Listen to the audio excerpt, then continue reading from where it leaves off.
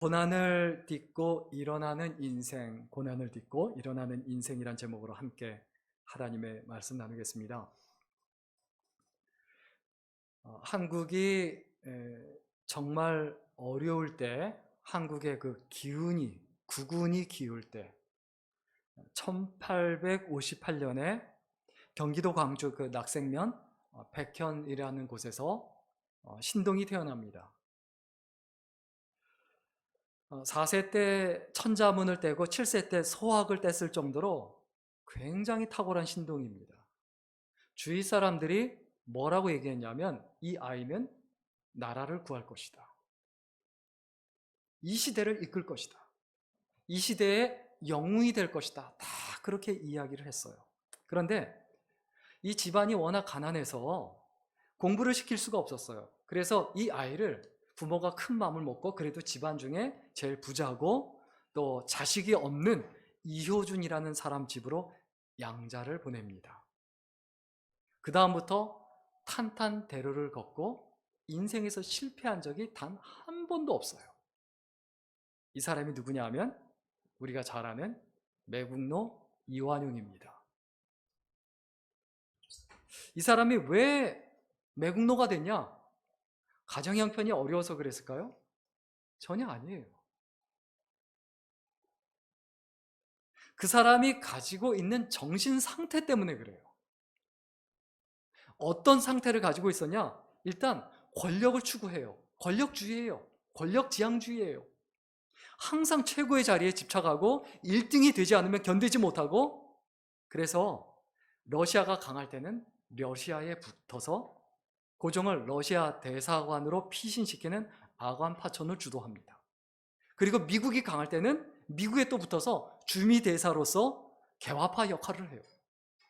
그리고 또 일본이 강할 때는 일본에 붙어서 친일파가 됩니다. 그래서 친일파가 돼서 나라를 팔아먹죠. 우리의 삶에 있어서 내가 무엇을 추구하고 무엇을 제일로 여기는 사람인지 생각해 봐야 합니다. 그 다음에 이 사람이 갖고 있는 또 사상이 있었어요. 뭐냐 하면 자기의 감각, 자기의 느낌, 자기의 생각, 이것을 굉장히 중요하게 여기고, 그래서 자신의 그 현실감 가지고 간에 붙었다, 쓸개 붙었다 합니다.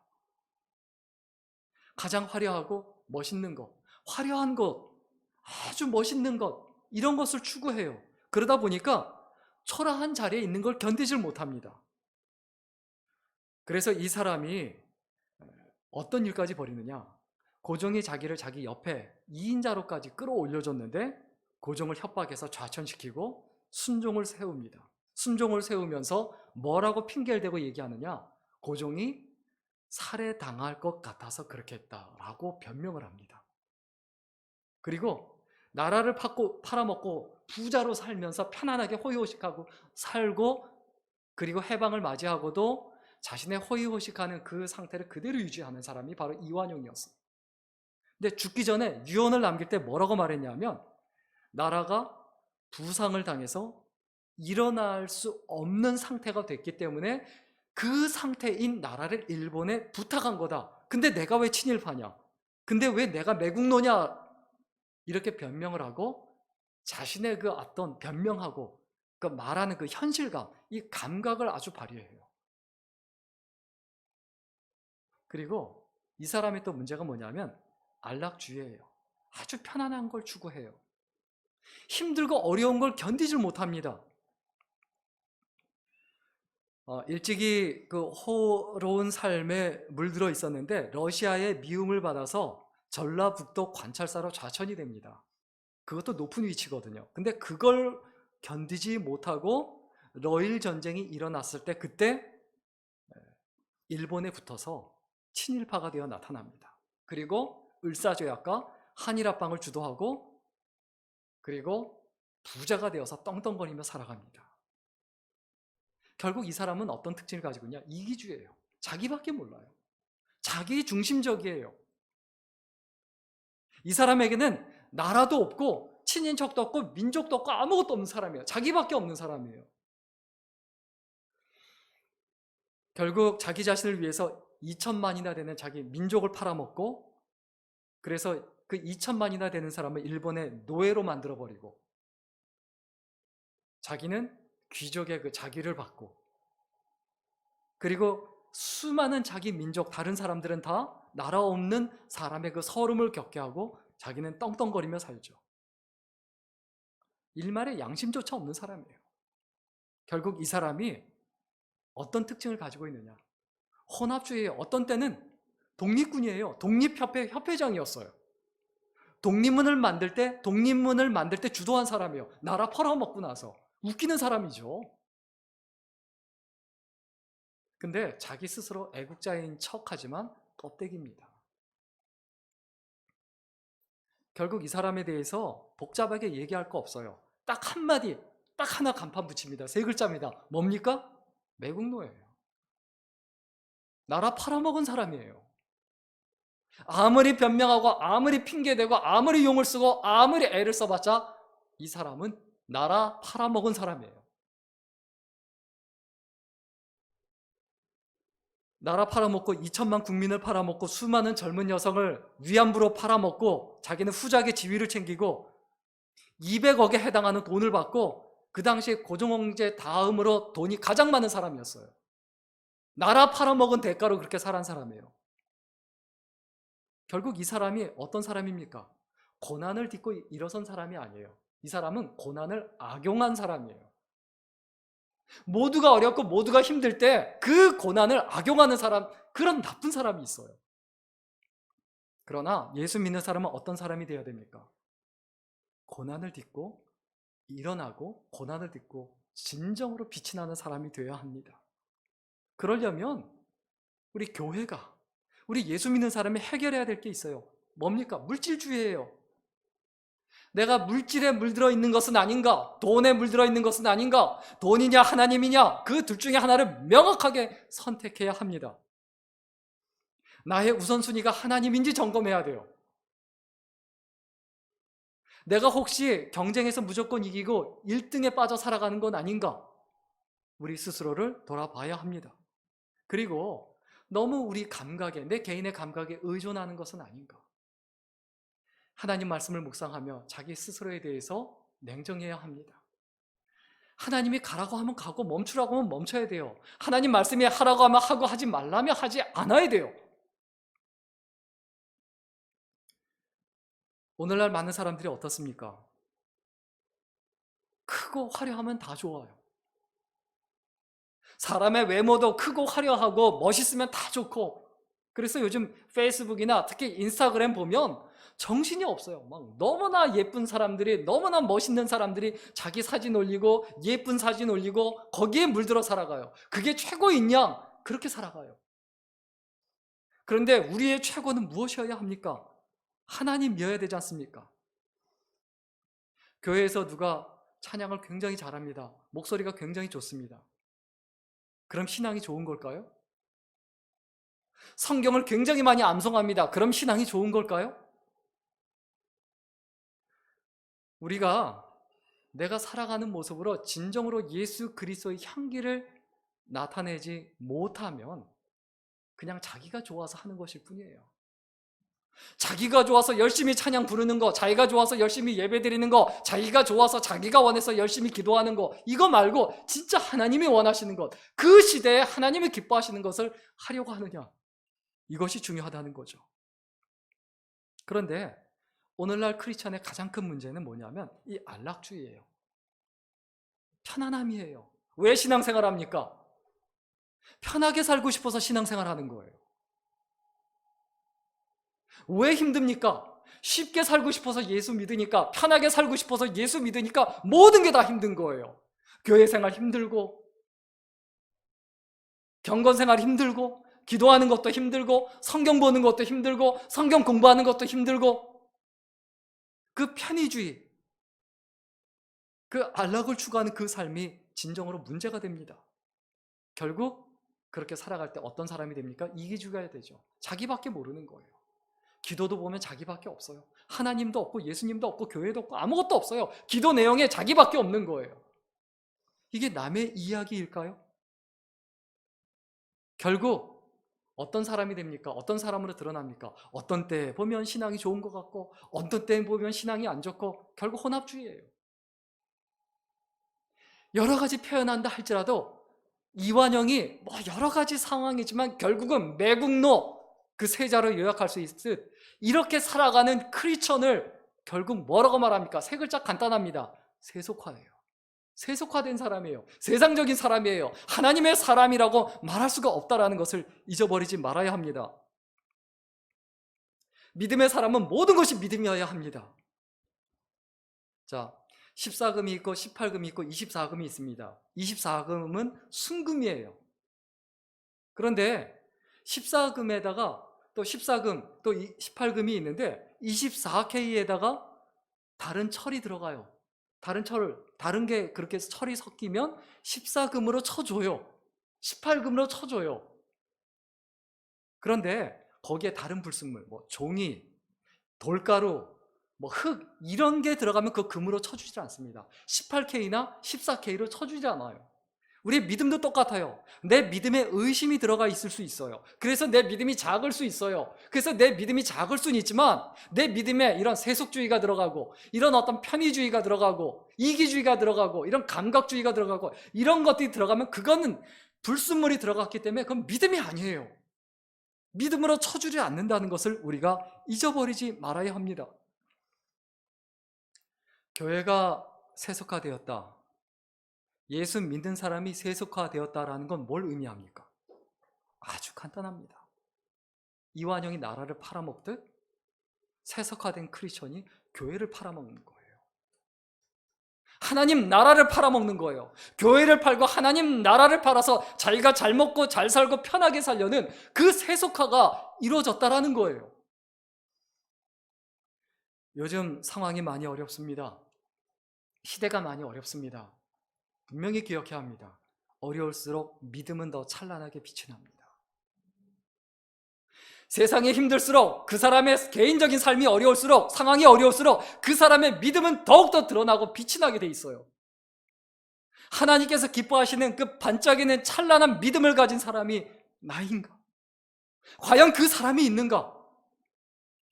그 고난 속에서 빛이 나는 믿음을 가진 사람이 우리들이어야 합니다. 그래서 고난을 딛고 일어나는 사람의 그 영성이 있어요. 그 영성이 어떻습니까? 오늘 본문 8절 말씀 우리 같이 읽겠습니다. 오늘 본문 8절입니다. 같이 읽습니다. 시작. 근신하라 깨어라 너희 대적 마귀가 우는 사자같이 두루다니며 삼킬 자를 찾나니. 하나님께서 뭐라고 말씀하십니까? 근신하라 깨어라 이 시대를 분별해라 이 때가 어느 때인지 알아라라는 거예요. 어떻습니까? 마귀가 우는 사자같이 삼킬 자를 찾고 있다. 고난을 딛고 일어나는 그 영성을 가진 사람의 전형적인 특징이 있습니다. 시대를 분별해요. 상황을 분별해요. 어떤 때인지 어떤 시대인지 분별하고 분별합니다. 오늘날이 어떤 시대입니까? 고난이 크면 하나님의 은혜는 더 커요. 우리는 고난으로 가득 찬 시대로만 생각을 해요. 그러나 하나님의 은혜가 훨씬 큽니다. 하나님의 은혜가 훨씬 더 강력합니다. 하나님의 은혜가 가득 찬 시대에 살고 있다는 것을 우리가 잊어버리지 말아야 되죠. 이스라엘 민족이 광야에서 생활하고 40년 동안 광야에서 생활했습니다. 그런데 광야는 어떤 곳입니까? 물이 없습니다. 먹을 것이 없습니다. 낮에는 굉장히 덥습니다. 밤에는 굉장히 춥습니다. 그런 험악한 환경에서 이스라엘 민족이 몇 년을 살았죠? 40년 동안 건강하게 잘 살았어요. 그 당시에 60세 이상 살았다 굉장히 오래 산 겁니다. 이것은 무엇을 의미합니까? 이 사람들이 정말 많은 금은 보화를 가지고 애굽에서 나왔어요. 자기 재산을 가지고 나왔어요. 그거 뺏긴 적이 없어요. 하나님께 드려서 성막은 만들고 그리고 성막에 쓸 그 기구는 만들었지만 뺏긴 적이 없어요. 왜 그렇습니까? 불기둥과 구름기둥으로 인도하고 대적들이 오지 않는 곳으로 하나님께서 항상 인도하시고 그곳에 있게 하셨고, 그리고 그뿐만입니까? 낮에는 구름기둥으로 시원하게 해주시고 밤에는 불기둥으로 따뜻하게 해주시고 그 광야에서 에어컨과 냉난방 시스템이 완벽하게 돼 있는 그 시대에 산 거예요. 또 옷은 어떻습니까? 40년 동안 그 옷이 헤어지지 않았다고 했어요. 옷 한 벌을 입고 있었는데 그 의식주가 전혀 문제가 되지 않았습니다. 우리 민수기 9장 17절, 민수기 9장 17절 말씀 같이 읽겠습니다. 같이 읽습니다. 시작. 구름이 성막에서 떠오르는 때에는 이스라엘 자손이 곧 행진하였고 구름이 머무는 곳에 이스라엘 자손이 진을 쳤으니. 우리가 무엇을 기억해야 합니까? 우리가 광야에 있다, 어렵다, 힘들다, 물이 없다 이런 생각만 하지 마시고 구름 기둥이 있고 불 기둥이 있고 하나님께서 우리를 보호해 주신다라는 사실을 절대로 잊어버리지 말아야 되죠. 더군다나 여호수아서 2장 9절에서 11절까지 보면 이스라엘 민족이 어떤 민족이 되었습니까? 주변에 있는 이스라엘 민족의 대적들에게 두려움의 대상이 됐어요. 애굽에서의 그 10가지 재앙, 이집트를 제압한 그 홍해 바다의 기적, 이런 기적들이 소문이 다 나서 두려움의 대상이 되어 있는 상태예요. 자기들은 한 거 아무것도 없어요. 우리가 원하는 환경은 뭡니까? 결국 쉽게 사는 거 아닙니까? 이스라엘 백성이 뭐 했습니까? 뭐 가축을 쳤습니까? 아니면 농사를 지었습니까? 아니면 사냥을 했습니까? 아무것도 안 하고 먹을 것과 입을 것과 잘 것과 이런 모든 것들이 다 해결이 된 곳이 광야였어요. 대적으로부터 완벽하게 철저하게 보호를 받은 것이 광야 생활이었어요. 광야 생활이 왜 힘듭니까? 얼마나 편합니까? 그런데 우리가 광야 생활을 뭐라고 말합니까? 야, 힘들다. 우리는 광야 생활 하고 있는 거야. 정말 고통 가운데 있는 거야. 어려운 가운데 있는 거야. 그렇지 않습니다. 우리는 하나님의 은혜 가운데 사는 사람이에요. 불기둥과 구름기둥 가운데 사는 사람이에요. 그런데 우리가 그것을 잊어버리고 계속 불평합니다. 계속 원망합니다. 여호수아서 5장 12절 말씀 같이 읽겠습니다. 여호수아서 5장 12절입니다. 같이 읽습니다. 시작. 그 땅 소산을 먹은 다음 날에 만나가 그쳤으니 이스라엘 사람들이 다시는 만나를 얻지 못하였고 그의 가나안 땅의 열매를 먹었더라. 이스라엘 백성이 가나안 땅에 들어갈 때까지, 첫 소산이 나올 때까지 만나로 하나님께서 계속 먹여주셨다는 거예요. 그게 이스라엘 백성들만의 삶입니까? 그게 우리들의 삶이에요. 그게 나의 삶이에요. 그리고 신명기 8장 4절 말씀 같이 읽겠습니다. 같이 읽습니다. 시작. 이 40년 동안에 내 의복이 헤어지지 아니하였고 내 발이 부르트지 아니하였느니라. 우리가 힘들다고 하지만요, 광야 생활 그렇게 힘든 거 아닙니다. 어차피 다 하나님이 책임져 주시는 인생이거든요.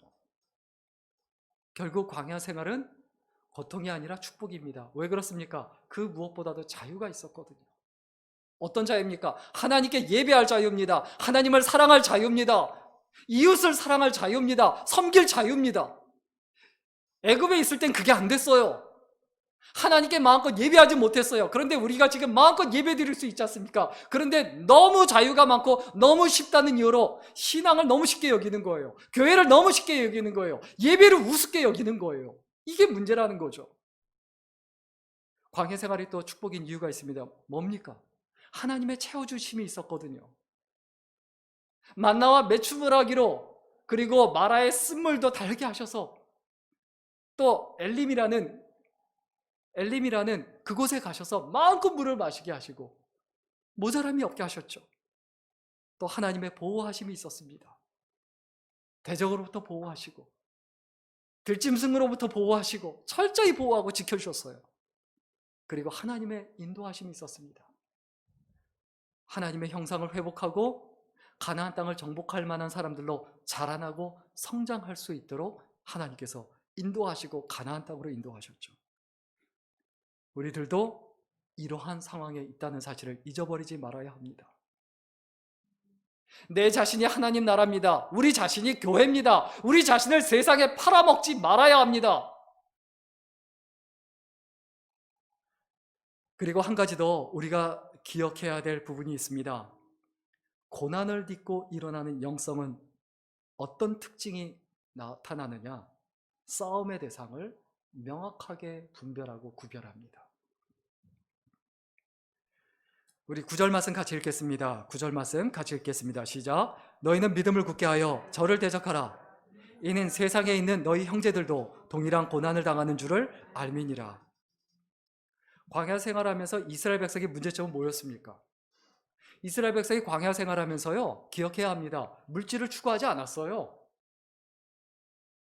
아간 정도가 물질 때문에 범죄했지 다른 사람 그러지 않았어요.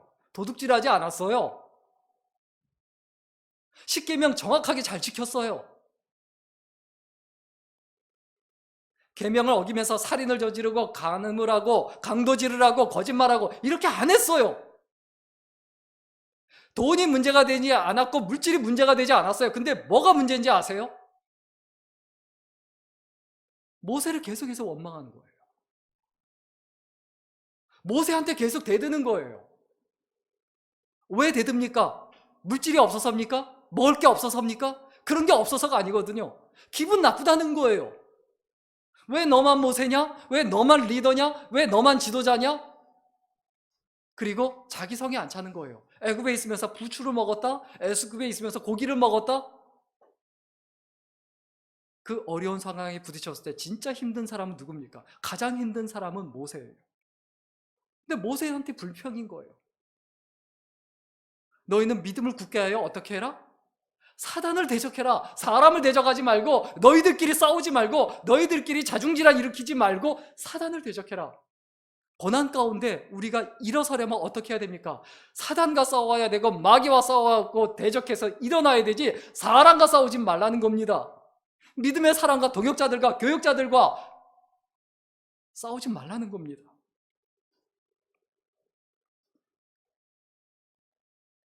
우리의 마음속에 기억해야 합니다. 민수기서 21장 5절 말씀입니다. 민수기서 21장 5절 말씀 우리 같이 읽겠습니다. 시작. 백성이 하나님과 모세를 향하여 원망하되 어찌하여 우리를 애굽에서 인도하여 내어 이 광야에서 죽게 하는가? 이곳에는 먹을 것도 없고 물도 없도다. 우리 마음이 이 하찮은 음식을 싫어하노라 하며. 우리 마음이 뭘 싫어한다? 이 하찮은 음식을 싫어한다. 하나님이 주신 그 은혜를, 하나님이 주신 그 축복을 하찮게 여기고, 하찮게 여기기 때문에 그런 감각에 의존하고 편안함에 의존하는 그것 때문에 애굽을 그리워하고 모세한테 원망하는 거예요. 생명을 걸고 자기들을 구원해주고 도와주고 중보자 역할을 하는 그 모세에게 한 번도 고마워하지 않고 단 한 번도 감사하지 않고 불평하고 원망하는 것, 이게 그들의 문제였어요. 그래서 광야에서 40년 동안 헤매야 했습니다.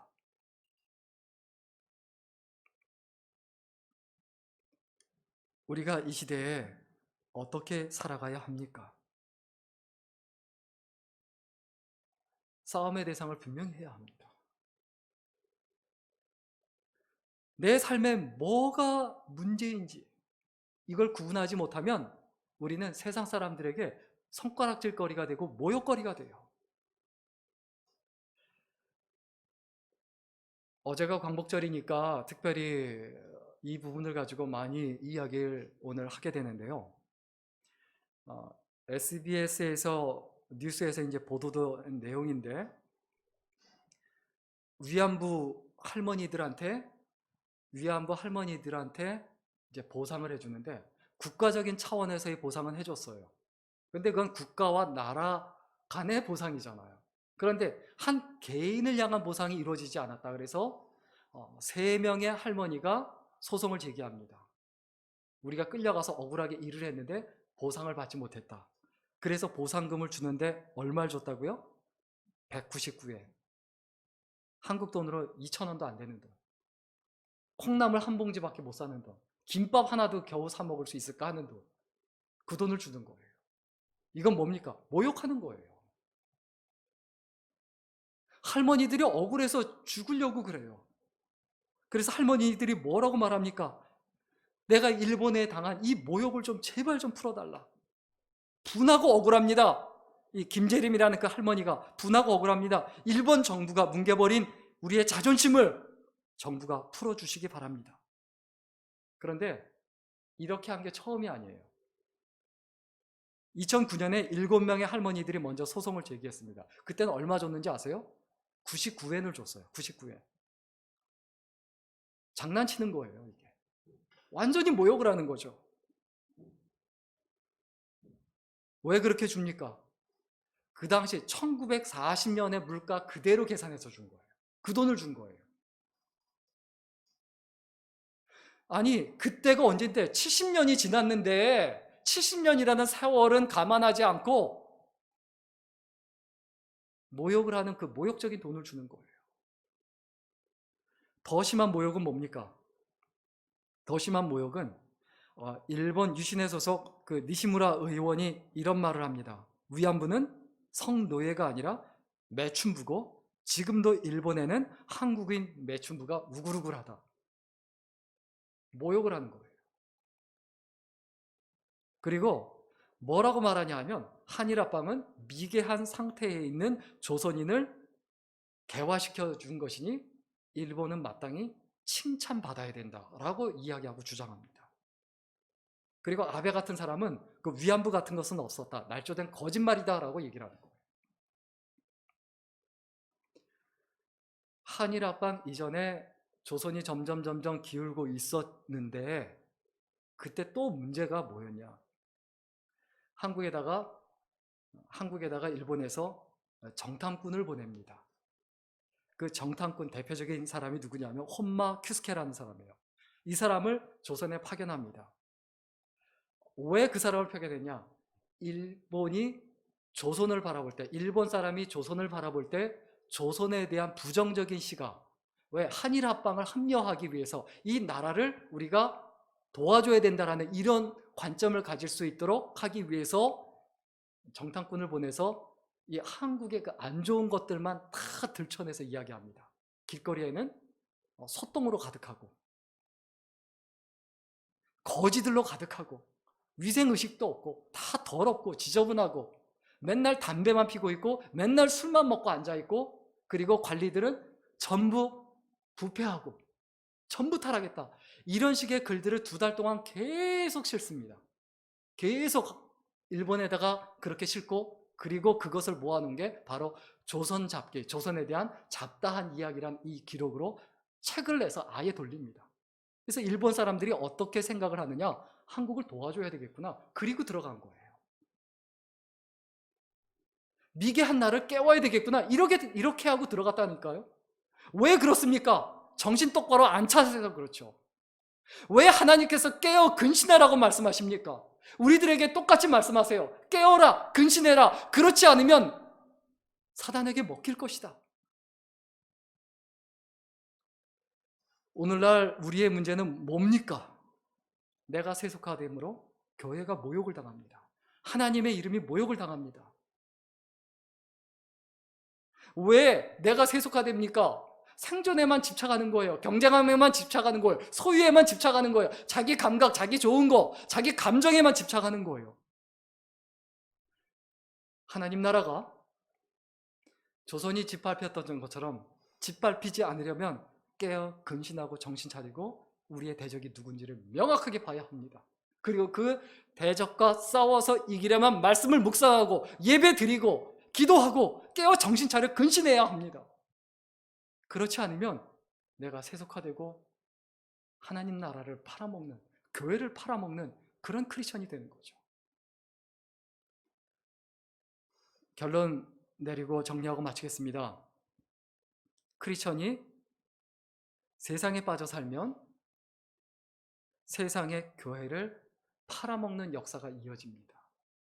그러나 우리 예수 믿는 사람이, 우리 크리스천이 예수께 빠져 살면 교회가 세상을 구원하는 역사가 일어난다. 이것을 기억하고 깨어라, 근신하라, 정신 차려 기도해라.